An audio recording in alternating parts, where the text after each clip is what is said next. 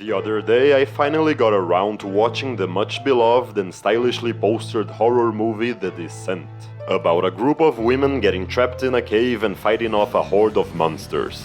Typical survival stuff.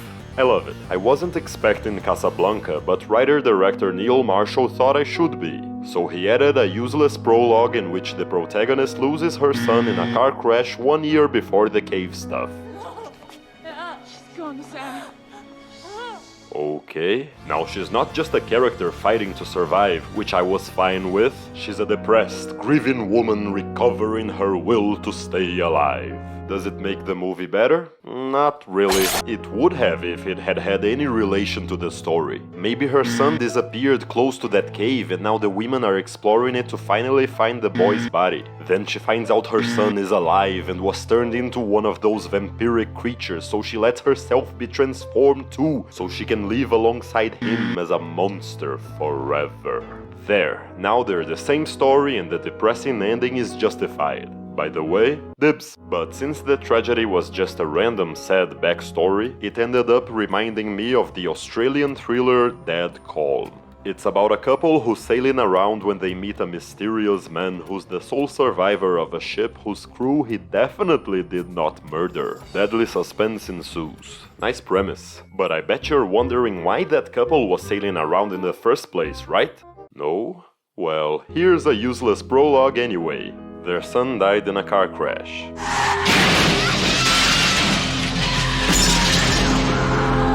Holy shit. I'm a brick! What's causing this trend? Why do modern screenwriters think we need unnecessary tragic backstories? Movies? I don't mean to sound like a heartless bastard, but I don't care about your dead children. Give me a chilling, high-sea cat-and-mouse game anytime. Give me a gory, monster-fighting survival horror too.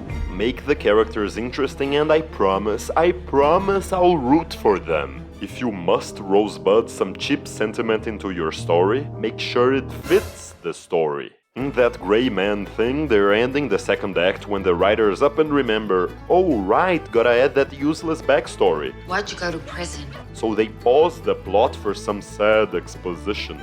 My father fancied himself a real macho man, and he was hell-bent on turning me and my brother into the same.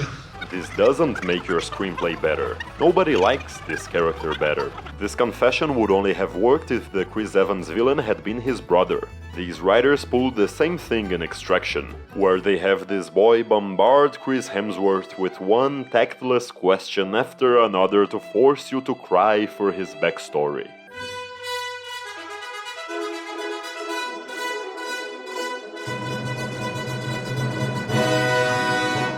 You have a family? I did have. I had a wife. Where is she? Alive. Never seen her in a long time. Children? Yeah, son. Where is he? He died a few years ago. How did he die? Lymphoma. How old was he? 6. I wasn't even there when he died. Where were you? Canada, Afghanistan. So third tour. You were called away? No, I left. Voluntary. Because you couldn't watch? Yep. Ah, these dead children. They never get old. Hollywood, probably.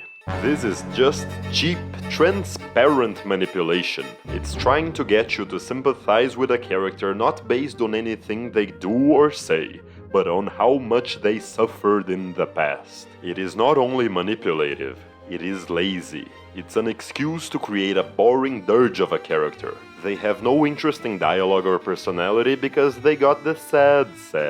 Here's my first point. Backstory is not personality. To exemplify, let's take a look at a pair of movies. The Taking of Pelham 1, 2, 3 and its remake, The Taking of Pelham 1, 2, 3. This won't get confusing at all.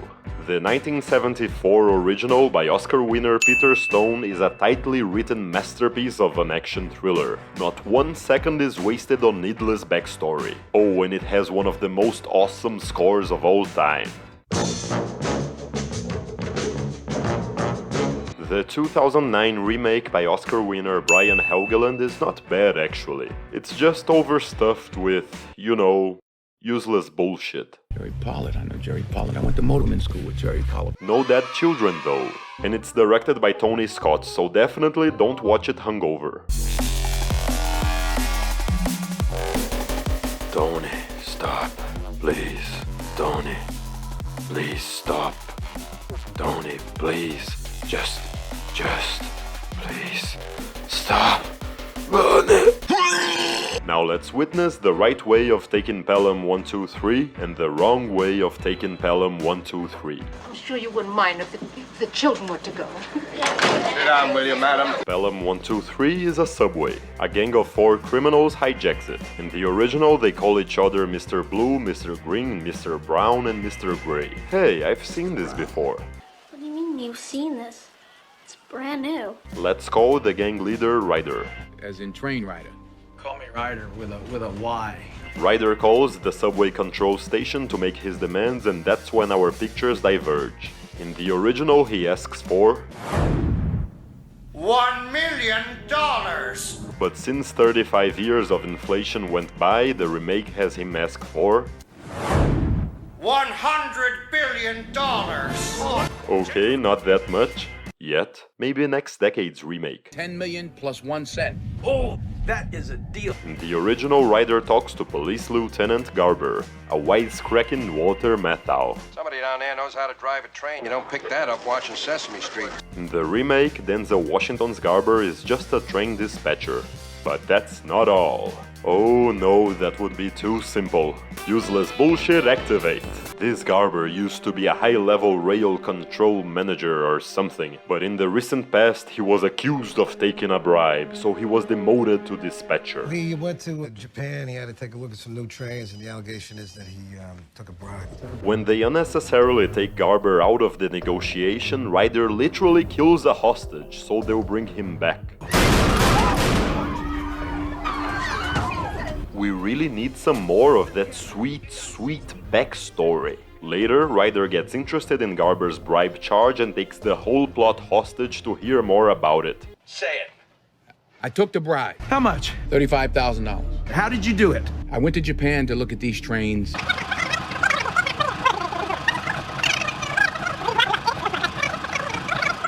What'd you spend it on? Look, what does this got to do with anything, huh? What'd you fucking spend it on? I use the money for my kids, all right? To pay my children's tuition. I have a 17-year-old, I have a 19-year-old daughter. Oh my God, who the And hell I use the money cares? to pay.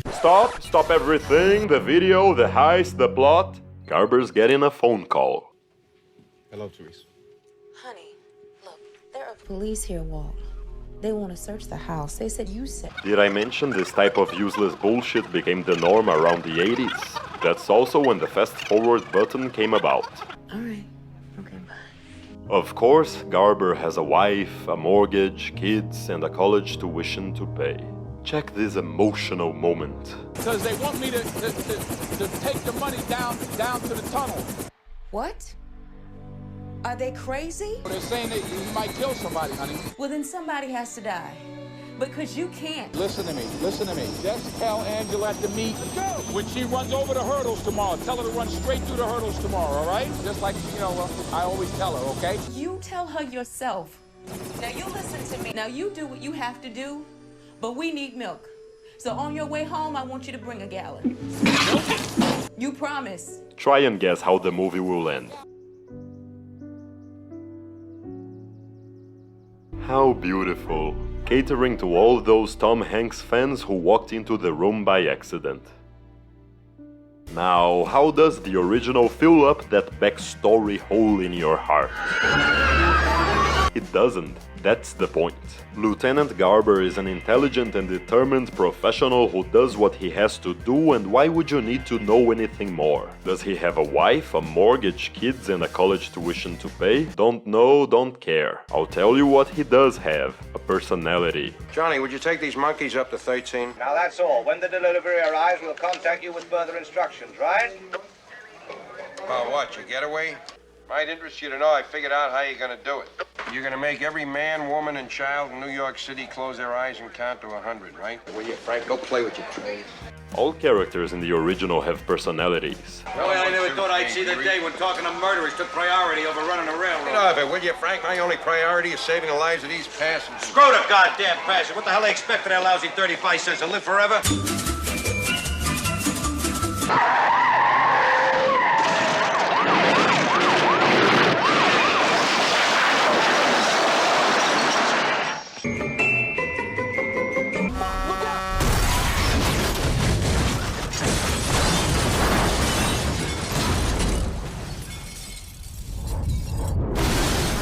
How about some pointless backstory of these two hostages? I saw that ring on your finger. It was a long time ago. Okay. My husband had one just like it. Wanna know why we're spending time with this guy? So you'll feel sorry when he gets killed off. You know what this cheap manipulation reminds me of? I can pick up this pencil, tell you its name is Steve, and go like this. Oh. And part of you dies. Just a little bit on the inside. There's so much unnecessary information in this film, they even tell us why the train is named Pelham 123. Why is the train called Pelham 123? Comes out of Pelham Bay at 1:23 in the afternoon. Now there's a question I never knew I had, because I never had it. To be fair, there is a great moment when a hostage pretends he needs to piss so he can have a chance to escape. This boy doesn't understand it and kills his shot. There's even some clever wordplay with go.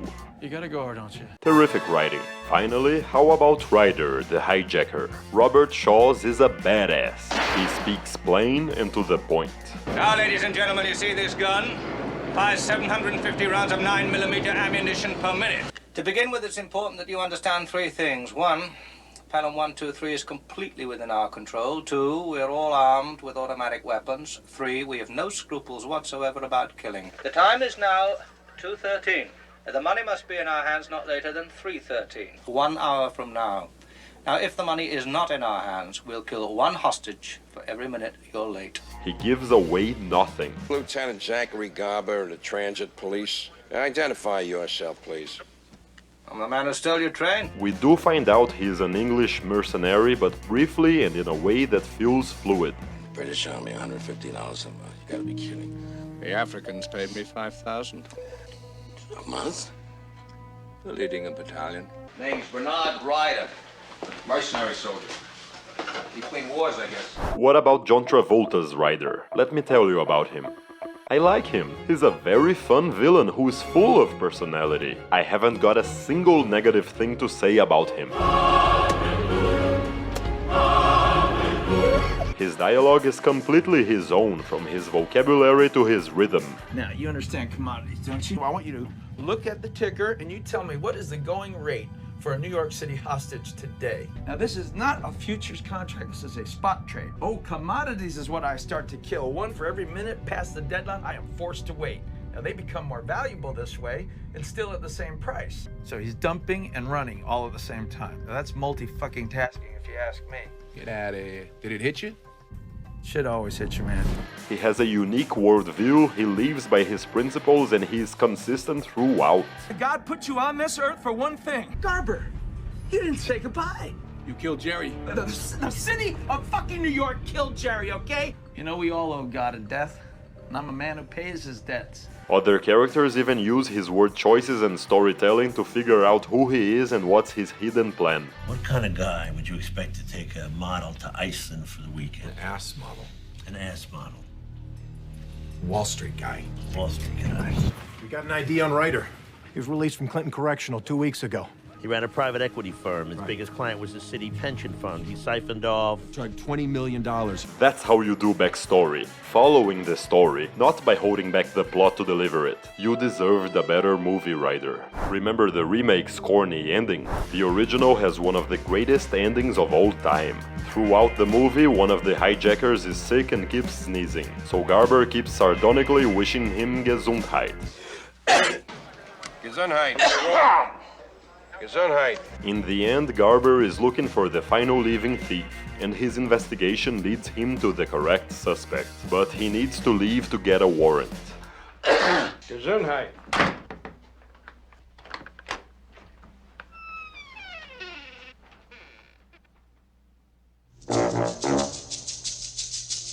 That's how you end a movie. Not a single second wasted. And check these credits for the hostages.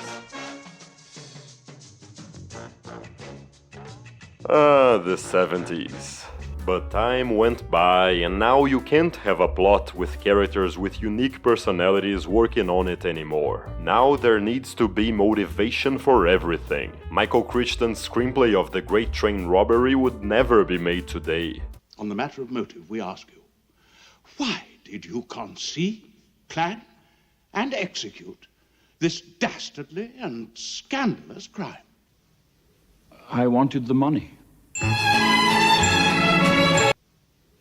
I wanted the money. To pay for my daughter's chemotherapy. And you know what? The Taking of Pelham 1, 2, 3 is not even the great 70s thriller to get the worst overstuffed remake. No, that honor goes to The Day of the Jackal. This film is a minimalistic procedural that ticks like pristine clockwork. It's as tight a thriller as there can possibly be and nobody should touch it. Enter the horrendous remake, The Jackal. So if you want me to do this, you're going to have to pay me.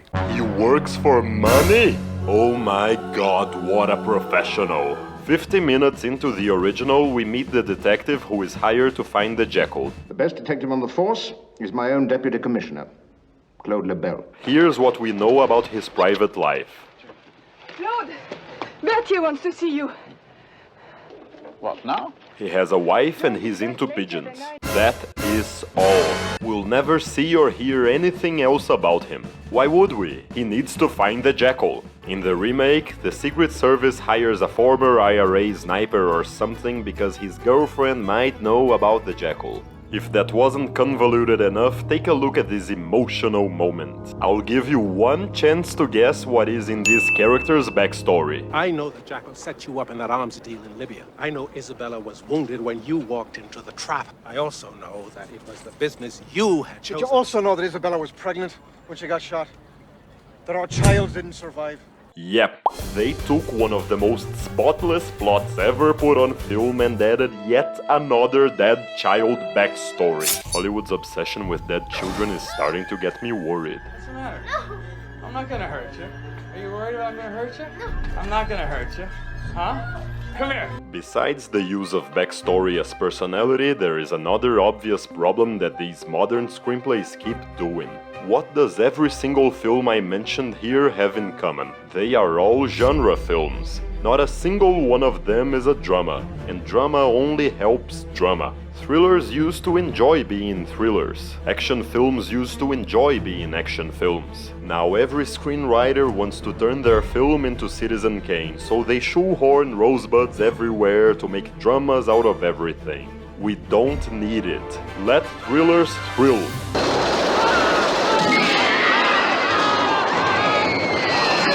When we want dead children, we'll watch Manchester by the Sea.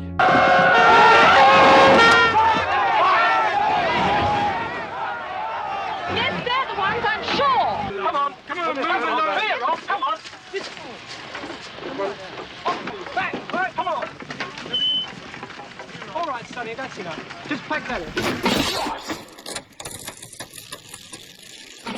Thank you for watching. If you enjoyed this video, please like, subscribe and share it. And do you agree? Or do you like that children? Or do you like it when genre films add a little drama? Leave a comment. I will see you next time, and this is Movie Wise.